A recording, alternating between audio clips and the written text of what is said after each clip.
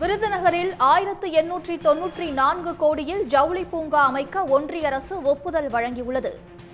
ஒன்றிய ஜவுளித்துறை அமைச்சர் கிரிராஜ் சிங்குடன் தமிழ்நாடு அமைச்சர் அதிகாரிகள் நடத்திய பேச்சுவார்த்தைக்கு பிறகு ஒப்புதல் வழங்கப்பட்டுள்ளது. இதுகுறித்த கூடுதல் விவரங்களை தருகிறார் செய்தியாளர் கண்ணன். கண்ணன், விருதுநகரில் அமைய உள்ள ஜவுளி பூங்கா தொடர்பான விவரங்களை சொல்லுங்கள்.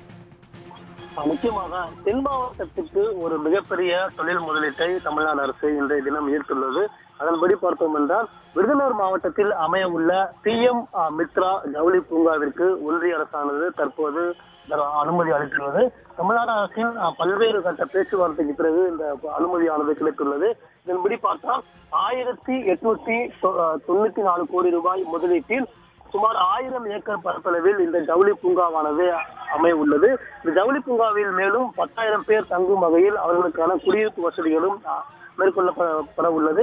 இந்த ஜவுளி பூங்கா கட்டுமான பணிகள் செப்டம்பர் 2026 வருடம் நிறைவடையும் என்று எதிர்பார்க்கப்படுகிறது. இந்த ஜவுளி பூங்கா மூலம் 10,000 கோடி முதலீடுகளை ஈர்க்க தமிழ்நாடு அரசு திட்டமிட்டுள்ளது.